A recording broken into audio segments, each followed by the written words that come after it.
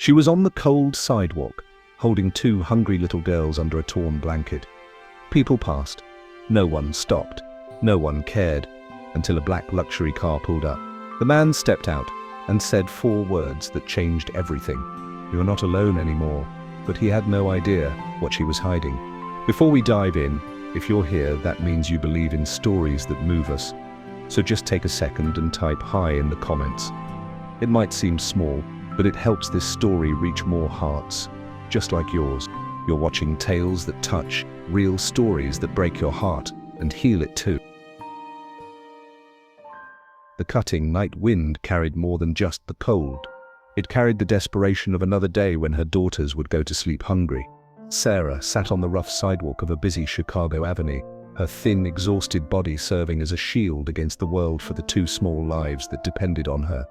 At 28, her face was marked by premature worry lines that made her appear to carry the weight of a much longer existence. Her eyes, once vibrant with dreams, now reflected only the hollow emptiness of someone who had lost almost everything. Almost, because she still had Emma and Lily. Emma, her 3-year-old princess, trembled against her right shoulder. The girl who once danced through the corridors of a humble but dignified home now whimpered softly as nightmares invaded her fitful sleep, while her tiny stomach growled in relentless protest. And Lily, sweet Lily, just 2 years old, curled in her lap, covered by a worn-out sweater that offered pitiful protection against the merciless bite of the winter night. Her golden curls framed an angelic face that, even unconscious in sleep, carried an expression of suffering that shattered Sarah's heart into 1,000 pieces each time she looked at her daughter. They hadn't eaten in 3 days. Sarah had no more tears to shed. She had cried so much in recent months that her eyes now remained dry, even as her heart continued to bleed silently in her chest. That's when destiny decided to intervene. A black sedan glided smoothly down the avenue, its headlights momentarily illuminating the small huddle of humanity pressed against the cold wall of a closed commercial building. The car, a German luxury model that cost more than Sarah would ever see in her entire life, slowed down. For a moment, her heart raced with fear, hammering against her ribs. She knew the dangers of the streets all too well. She knew that some people saw the vulnerable not as human beings to be helped, but as prey to be exploited. The car stopped. Sarah pulled her daughters closer with trembling hands, her maternal instinct overwhelming the bone-deep fatigue of days without proper sleep. Her eyes, alert despite her exhaustion, fixed on the driver's door that was now open. A man stepped out, tall, broad-shouldered, wearing an impeccably tailored suit that betrayed his privileged position. He walked toward her with determined but gentle steps. He stopped a few feet away from her. Their eyes met, and it was in that gaze that Sarah saw something she didn't expect. There was no pity, no disgust, nor the arrogant superiority she was accustomed to facing. There was a familiar pain, a pain that she recognized immediately, for it was the same type of wound she carried in her own soul, raw, deep, and never fully healed. "Are you all right?" The man's voice was deep but gentle, cutting through the night air with unexpected warmth. Sarah didn't answer immediately. Years of disappointment had taught her to distrust any kindness, to see it as a prelude to betrayal. "How long has it been since these children ate?" he asked, his voice now carrying a controlled urgency that seemed to come from somewhere deep within. 3 days, Sarah finally replied, the words escaping as a hoarse whisper from her parched throat. The man closed his eyes for a moment, his face contorting with genuine pain, as if absorbing that information with more than just his intellect, as if feeling it in his very soul. "My name is Nathan," he said, opening his eyes again. "Can I help you?" Sarah almost laughed, a bitter laugh that died before reaching her lips. How many times had she heard that phrase? How many empty promises had been made? How many extended hands had withdrawn at the last second, leaving her to fall even harder? "Just a plate of food for my daughters," she replied, deciding to expose only the most urgent need. Hunger was a more immediate pain than the lack of shelter or dignity. Nathan nodded.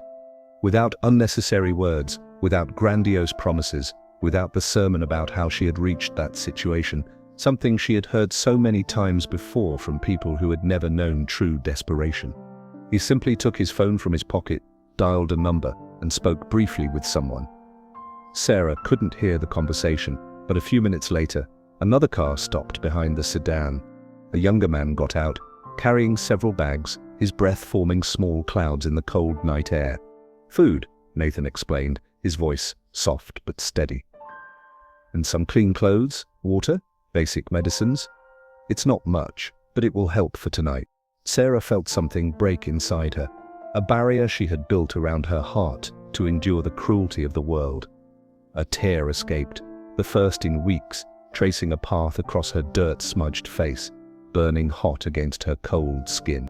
"Thank you," she murmured, the word wholly inadequate to express the flood of gratitude that washed through her. Lily stirred in her lap, her large dark eyes opening slowly, revealing irises of deep chocolate brown. She looked at Nathan with the innocent curiosity that only children possess, untainted by the world's hardness despite her circumstances. Nathan froze. Something in his face changed, a subtle transformation, but one that Sarah immediately caught. The man was looking at Lily as if he was seeing a ghost from his past, a phantom materialized from his memories. "Nathan?" she called, confused and suddenly afraid of his reaction. He blinked, returning to reality.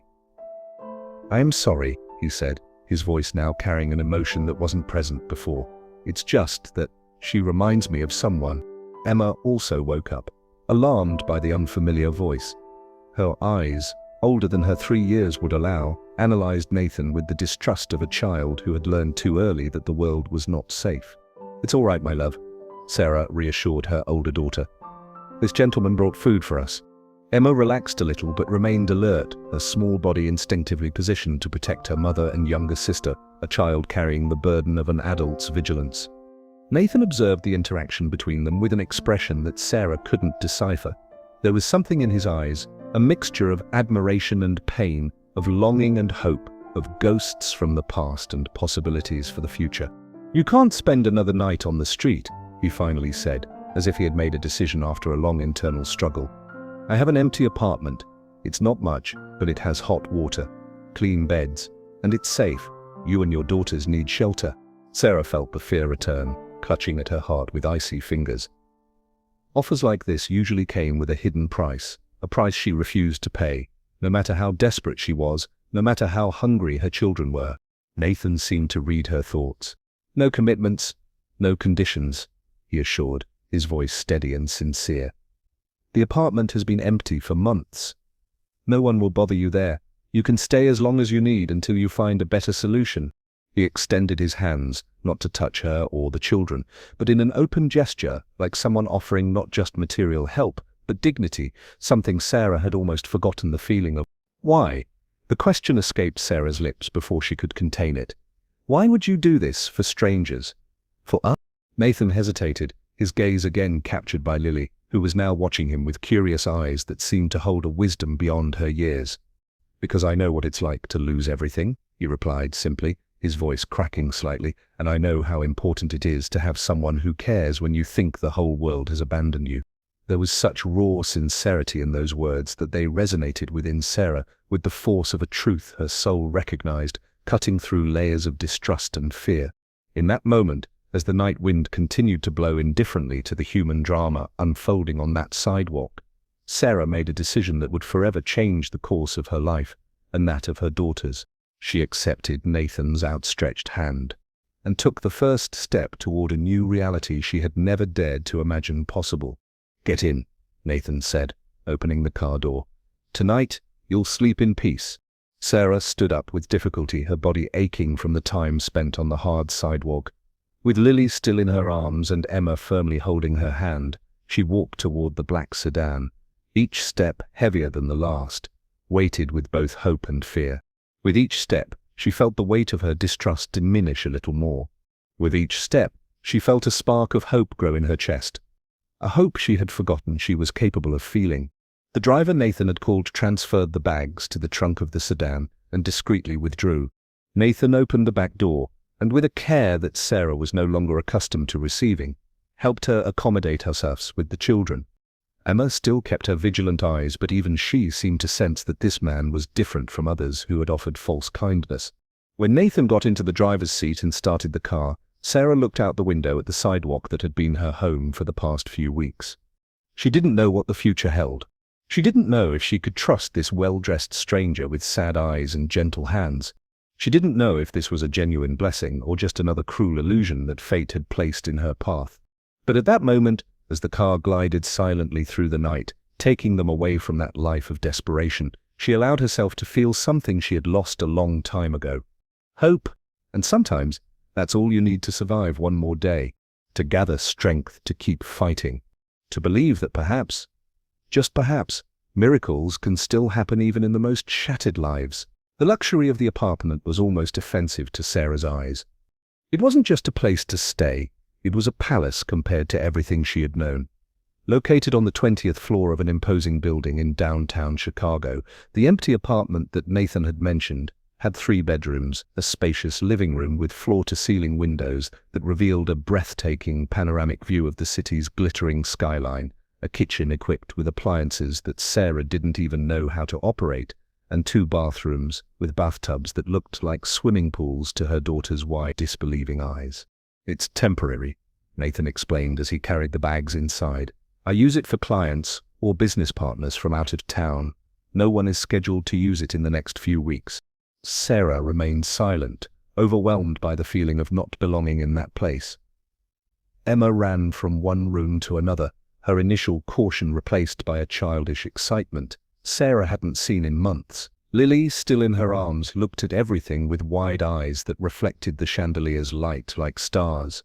"There's food in the fridge," Nathan continued, seeming a little uncomfortable with her silence, "and clean clothes in the bedrooms. They should fit the girls, at least temporarily. Tomorrow I can provide correct sizes." "Why?" Sarah finally asked, her voice almost a whisper. The same question from the sidewalk, but now carrying even more confusion and disbelief. Nathan briefly looked away, as if the question had caught him off guard despite being so obvious. "I said, I know what it's like to lose everything," he replied after a moment. 3 years ago, I lost my 3-year-old daughter and my wife in an accident. A drunk driver. It was instantaneous. At least, that's what the doctors said. The silence that followed was dense, loaded with a shared pain, albeit of different natures. The kind of pain that changes who you are at your core, that divides your life into before and after. "I'm sorry," Sarah murmured, the words inadequate for the weight of the revelation. Nathan just nodded, his eyes again capturing the figure of Lily, who had now fallen asleep against Sarah's shoulder, exhausted by the journey and the emotions of the day. "My daughter's name was Sophia," Nathan continued, his voice controlled, but carrying an almost imperceptible tremor. "She would be the age of your youngest, now, and her face. They have the same kind of look in their eyes." Sarah felt a chill down her spine. Suddenly, the inexplicable generosity made sense and scared her even more. Was this man helping her only because her daughter reminded him of what he had lost? Were she and her daughters substitutes for a family that no longer existed? The thought was both terrifying and heartbreaking. As if reading her thoughts, Nathan quickly added, "I'm not confusing things. I know your daughter isn't Sophia. I know you and your girls aren't substitutes. It's just that, seeing a child going hungry on the street, a child who reminds me of my daughter, I couldn't just ignore it. I couldn't drive past." Sarah nodded slowly, not fully convinced, but wanting to believe his words, needing to believe there was still genuine kindness in the world. "You still haven't told me your name," Nathan observed, obviously trying to ease the tension of the moment. "Sarah," she replied, "and my daughters are Emma and Lily." "Lily," Nathan repeated softly. "Short for Lillian," Sarah responded automatically, and then froze, realizing the mistake. The girl's real name was Lilia, not Lillian. A small slip, but significant for someone who should be the biological mother of the child. If Nathan noticed the hesitation, he didn't show it. He just smiled and said, "A beautiful name." "I'll leave you to rest now," he added, walking toward the door. "My number is on the fridge. Anything you need, just call. Anytime." Before leaving, he stopped and, without turning completely, added, "Sarah, we all have secrets and reasons for the choices we make. I'm not here to judge yours." And with those enigmatic words, he was gone, leaving Sarah paralyzed in the middle of the luxurious living room, feeling as if he had seen through her with a disturbing clarity, as if her deepest secret was written across her face for him to read. Days turned into weeks with surprising speed. What should have been a temporary solution began to take on the contours of permanence. Nathan appeared almost daily, always bringing something: toys for the children, new clothes, books, fresh food. He never came empty-handed, as if each gift were an excuse for his presence, a reason to see the small family that was slowly becoming the center of his world. Sarah initially remained distant, distrustful, but the barrier she had erected began to gradually yield as she witnessed the man's genuine kindness, the sincerity behind his actions. He played with Emma and Lily in a way that only someone who truly loves children can. He listened with infinite patience to the meandering stories invented by Emma, encouraging her imagination. He sat on the floor to put together colorful puzzles with Lily, his expensive suits forgotten, and always maintained a respectful distance from Sarah, never insinuating any interest beyond friendship and the desire to help. On a particularly warm afternoon, while the girls were napping and Sarah was preparing dinner using the new skills she was learning from online videos, Nathan appeared with a folder full of documents. "I've found a position for you," he announced without preamble, "in the administrative area of one of my companies. It's nothing extraordinary, but it pays well, has excellent benefits, and most importantly, includes daycare for employees' children." Sarah dropped the spoon, the metallic sound echoing through the immaculate kitchen. You're offering me a job?" she asked incredulously, her voice barely above a whisper. "I'm offering an opportunity," Nathan gently corrected. "The job you'll have to earn on your own merits. All I'm doing is opening a door that would normally be closed to someone in your current situation." The emotion Sarah felt was so intense that she needed to lean on the kitchen counter for support. A job meant independence. It meant dignity. It meant being able to take care of her daughters without eternally depending on the charity of a stranger, however generous he might be. "Why do you continue doing this for us?" she asked, her voice trembling with emotion. Nathan remained silent for a long moment. "Because you remind me that there are still things worth fighting for," he finally answered. "After I lost my family, I just existed. I worked, ate, slept, breathed without really living. When I saw you on that sidewalk protecting your daughters with your own body despite all adversity, you showed me a strength that I had forgotten existed." Sarah felt tears burning her eyes. For the first time in a long time, they were tears that didn't come from pain or desperation. "Thank you," was all she could say, the words wholly inadequate for the depth of her gratitude. Nathan smiled, and Sarah realized it was the first genuine smile she had seen on his face since she met him. A smile that reached his eyes, lighting up his face in a way that made him look younger, unburdened, almost happy. "There's something else," he said, hesitantly. I would like to take you all out this weekend. The girls have never seen the ocean, I imagine." The proposal caught Sarah by surprise. It was one thing to offer shelter and employment, practical and fundamental needs, but an outing? This sounded dangerously close to a family date. Still, when thinking about the joy her daughters would feel seeing the ocean for the first time, feeling warm sand between their tiny toes, hearing the rhythmic crash of waves, she couldn't refuse. "They'll love it," she agreed, trying to ignore the strange fluttering in her stomach, a feeling that wasn't fear or anxiety, but something she hadn't felt for so long that she had almost forgotten its name. Hope? Maybe even happiness? The trip to the beach was magical. Emma and Lily ran across the sand as if they had never known hunger or cold. Their shouts of joy mingled with the sound of the waves, creating a symphony that made Sarah's heart overflow with emotions she had thought long dead. Nathan was different too. Dressed casually, away from the impeccable suits he normally wore, he seemed younger, lighter. He ran after the girls, built elaborate sand castles, went into the sea with them, always attentive, always protective, but also genuinely having fun, as if rediscovering a part of himself long buried. As she watched the scene from the shade of a beach umbrella, Sarah felt something change inside her. The wounds she carried, the betrayal of the ex-husband who had abandoned her after spending all the family's savings on gambling and drugs, the humiliation of losing everything, the terror of nights spent on the streets, seemed less painful today. They hadn't disappeared. They probably would never completely disappear, but now there was something else alongside them. Something that was growing every day, with every smile, with every small act of kindness. It was then that Nathan approached, sitting beside her on the towel spread over the sand. For a moment, they both just watched the children playing at the water's edge, their delighted squeals carrying over the sound of the waves. They seem happy, Nathan commented, his voice soft with wonder. They are, Sarah confirmed. Thanks to you. Nathan shook his head. No, thanks to you for not giving up on them, even when everything seemed lost. For being stronger than anyone I've ever known. They shared a knowing smile, and then, in a movement as natural as it was unexpected, Nathan extended his hand and held hers. Sarah didn't pull away. She didn't feel afraid. For the first time in years, a man's touch didn't frighten her, didn't make her flinch with remembered pain. And it was in that simple moment, sitting on the sand, watching two little girls play under the golden late afternoon sun, that Sarah realized a disturbing truth. She was falling in love with Nathan, and by the look he gave her, the feeling was mutual. What should have been a joy, however, brought with it a wave of panic. Because Sarah carried a secret that could destroy everything they were building, a secret about Lily, a secret that if revealed could transform Nathan's loving gaze into one of disappointment, or worse, disgust and betrayal.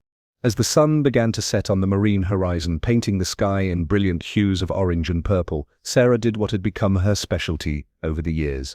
She hid her fear and smiled, because tomorrow would bring its own problems. And today, just today, she wanted to allow herself to believe that they deserved this happiness. However fragile and temporary it might be, fall brought new beginnings. Sarah had now been working at Nathan's company for almost 2 months. She started as an administrative assistant, but her natural intelligence and dedication soon caught the attention of superiors. The girls attended the company daycare, and Emma, now enrolled in a private preschool, courtesy of Nathan despite Sarah's initial protests, showed a Razi talent for art and music.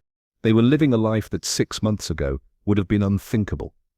Nathan's apartment had truly become a home, filled with children's laughter, crayon drawings stuck to the refrigerator, and the comforting aroma of home-cooked meals. And, most surprisingly, love was blossoming. Nathan and Sarah had established a comfortable routine. He didn't live with them. He maintained a respectful distance, occupying his own apartment in the same building, but they had dinner together almost every night. On weekends, they went out as a family. Zoo, park, cinema, museum. Nathan seemed determined to give the girls all the experiences they had missed during the hard times, to fill their lives with joy and wonder. On a particularly cold October night, after putting the girls to bed, Sarah found Nathan on the balcony, contemplating the city lights with a glass of red wine in his hand. He seemed thoughtful, almost melancholic, lost in memories only he could see. "A penny for your thoughts," she said softly, joining him in the crisp night air. Nathan smiled, that smile that still made her heart race like a teenager's. "I was thinking about how unpredictable life is," he replied, handing her a glass of wine he had served upon hearing her footsteps. "A year ago, I was lost, functioning, but not living, and then you stopped your car and saw a homeless woman with 2 children, Sarah completed, taking a small sip of the ruby liquid. "And I found a reason to wake up every morning," Nathan corrected, his eyes meeting hers with an intensity that made her blush like a schoolgirl. The silence that followed was loaded with unspoken words, with feelings that grew each day, with fears and hopes intertwined like vines around an ancient tree. "Sarah," Nathan finally said, placing his glass on the small table between the balcony chairs, "I know it's early. I know you're still recovering from everything you've been through, but I need to say this." He hesitated, searching for the right words, his eyes vulnerable and honest. "I've fallen in love with you and with the girls. And I know I'm probably crossing boundaries here, but I can't keep this in anymore. It feels like I've been given a second chance at happiness." Sarah felt her heart accelerate, a mixture of joy and terror flooding her chest. Joy for the reciprocal feeling, terror for the secret she still kept. "Nathan, you don't need to say anything now," he gently interrupted. "I'm not pressuring you. I just wanted you to know, to put it out in the open." Sarah stood up, placing her glass next to his. With hesitant steps, she approached until she stood before him. Nathan also stood up, his eyes never leaving hers, as if afraid she might disappear if he looked away even for a second. "I've fallen in love with you too," she admitted, her voice little more than a whisper. "For your kindness, for your strength, for how you treat my children, for everything you are." The smile that lit up Nathan's face seemed capable of warming the entire world on that cold autumn night. Slowly, with almost reverent delicacy, he leaned in and his lips touched hers. The kiss was soft, gentle, as if both feared that any sudden movement might break the enchantment of the moment. When they separated, Sarah saw a tear escape from the corner of Nathan's eye. "I thought I would never feel this again," he confessed, his voice raw with emotion. Sarah touched his face, feeling the slightly rough texture of his stubble under her fingertips. "Neither did I," she honestly replied, her own eyes welling with tears of bittersweet joy. And then, as if the universe had decided their happiness couldn't last, the intercom rang, shattering the moment. Nathan frowned, confused. Who could it be at this hour? Sarah felt a chill run down her spine. A terrible premonition began to form in her mind, a dark cloud on their horizon. Nathan answered the intercom. The brief conversation that followed confirmed Sarah's worst fears. "It's a man," Nathan said as he hung up. "Says he's your ex-husband. The doorman didn't want to let him up, but he's agitated, threatening to make a scene if he doesn't see you." Sarah's blood froze in her veins. Jack, the man who had abandoned her after destroying their lives. The man who was the biological father of Emma, but not of Lily. The man who knew her deepest, most dangerous secret. "Don't let him come up," she pleaded, the panic evident in her voice. "Please, Nathan, he's dangerous." Nathan looked at her with concern. "Are you afraid of him?" "Yes," she admitted, "but not for what you're thinking. He was never violent. At least not physically. But he knows things that could destroy everything we've built." Nathan nodded slowly, his expression becoming resolute. "Then it's better we resolve this once and for all. I'll go down and talk to him." "No!" Sarah practically shouted, panic consuming her. "You don't understand. There are things about me, about Lily, that you don't know." Nathan took her hands in his gaze firm and secure. "Whatever it is, Sarah, we can face it together. Trust me. Trust what we've built." The words should have comforted her, but they only increased her despair. How could he promise something like that, without knowing the extent of her deception? "I'll go down," Nathan decided. "If he's here to cause trouble, it's better we deal with it away from the children." Before Sarah could protest again, he had already left the apartment. She remained paralyzed, the terror growing inside her. She imagined all the possible scenarios, Jack revealing her secret, Nathan returning with accusing eyes, losing everything again, back to the cold streets with her daughters. The minutes dragged on with torturous slowness. When she finally heard the door open again, Sarah was trembling uncontrollably. Nathan entered, alone. His face was serious, but not angry. He seemed resolute. "He's in the lobby," Nathan informed calmly. "Drunk, but lucid enough. Says he has an important matter to discuss with you about Lily. Something about her true origin." Sarah felt her legs weaken. She sat heavily on the nearest sofa, the tears finally escaping, cascading down her cheeks. "It's true then?" Nathan asked softly, sitting beside her, maintaining a small distance that seemed like an abyss to Sarah. She nodded slowly, unable to look into his eyes, afraid of what she might see there. "Lily is not my biological daughter," she confessed, her voice trembling, breaking on every word. "She's the daughter of my younger sister, Maya. She died in childbirth. Complications. It all happened very quickly. Lily's father, we never knew who he was. Maya didn't tell anyone." The words hung in the air like heavy clouds before a storm. Sarah waited for the judgment, for the anger, for the disappointment. She waited for Nathan to stand up and ask her to leave his life, to take her deception elsewhere. Instead, she felt his hand gently touch her face, turning it until their gazes met. "And you adopted her," Nathan said. "It wasn't a question." "Not officially," Sarah admitted, the words coming out with difficulty. "I didn't have money for the legal procedures. When Maya died, she was living with me. Lily was born at home, with a midwife. The registration, I put my name. It was wrong, I know, but she had no one else, and I loved her from the first moment I saw her, as if she were my own." Nathan remained silent, his eyes never leaving hers, searching her face for something only he could see. "Jack, my ex-husband," he knew. At first he agreed, but later, when our marriage began to fall apart, he threatened to tell the authorities. He said I would lose both children if he revealed that I had falsified the birth certificate.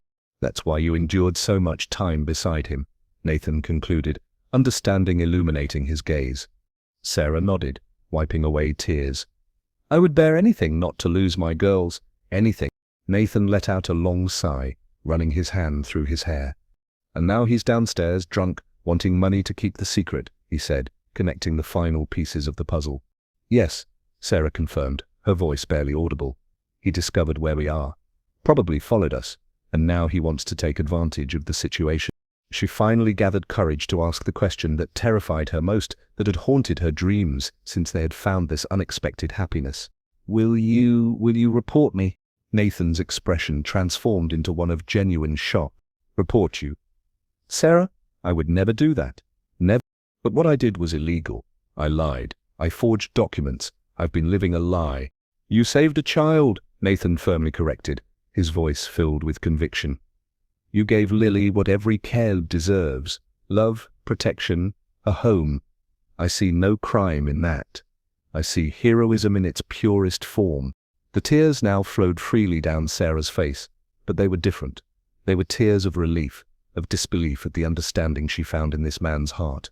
As for your ex-husband, Nathan continued, his tone changing to something more resolute, I think we can resolve this permanently. How? Sarah asked, confused, wiping her tears with the back of her hand. Legally, Nathan assured with a small smile. I have excellent lawyers.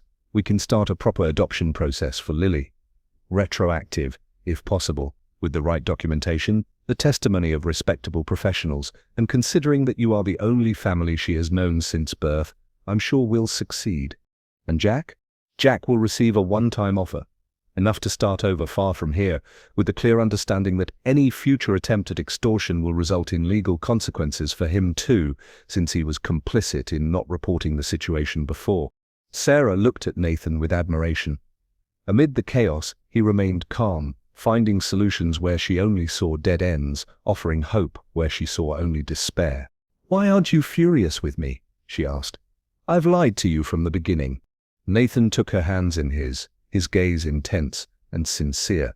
Sarah, we all carry secrets. We all make difficult decisions when cornered by life. I don't judge you for what you did to protect a defenseless child. How could I?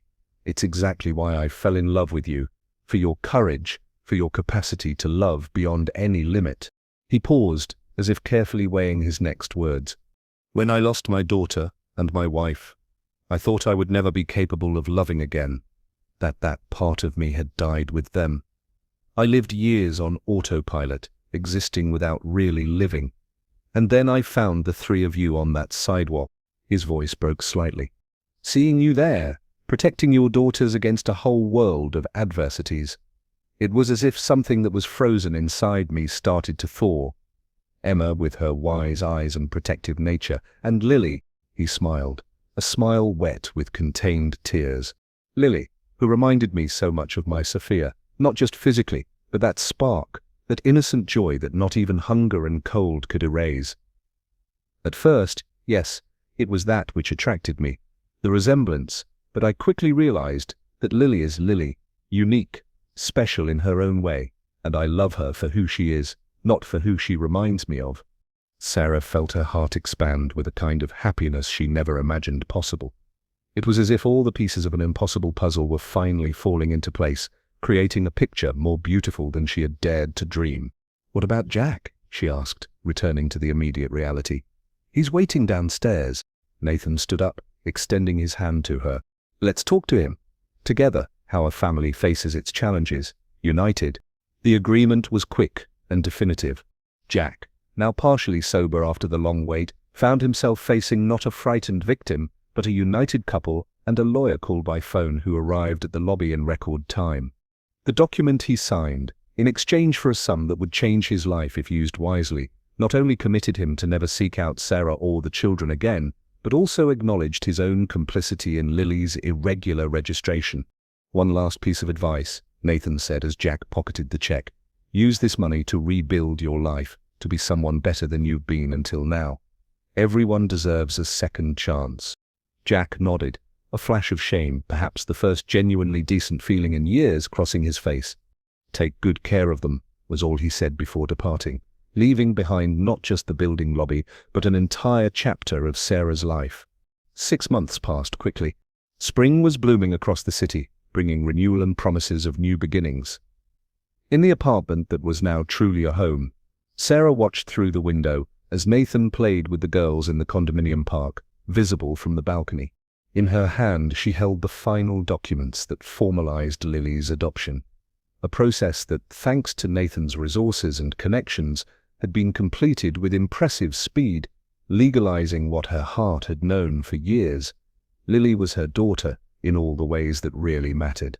In her other hand, a small pregnancy test with 2 pink lines confirming that her family would continue to grow, news she hadn't yet shared, saving it for the special dinner Nathan had planned for that night.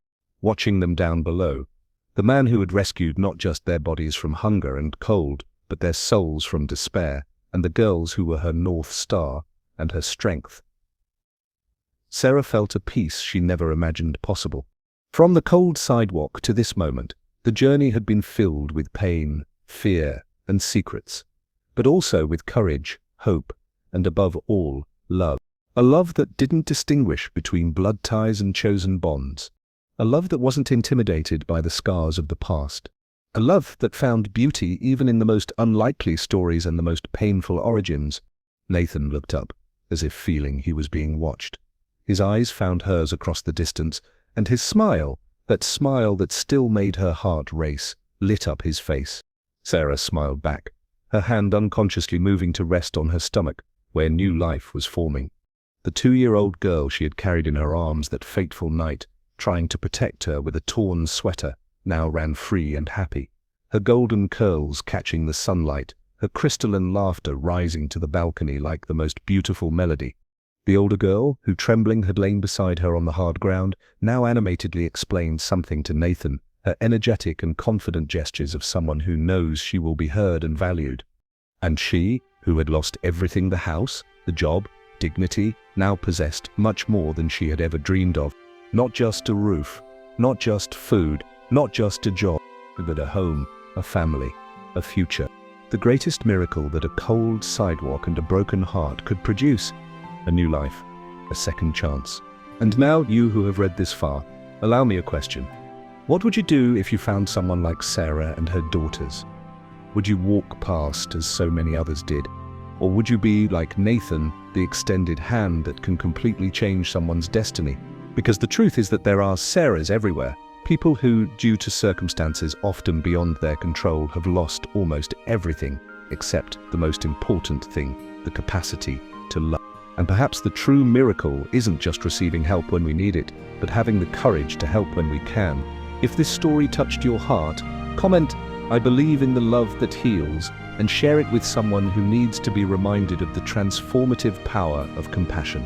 And don't forget to subscribe to the Tales That Touch channel for more stories that not only move, but also inspire actions that can change real lives.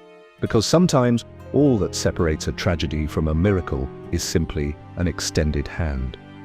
A pause in the journey, a look that truly sees, and a heart willing to love beyond appearances, beyond circumstances, beyond origins. Until the next story, remember, true love isn't just a feeling, it's a daily choice. A choice that transforms, a choice that saves.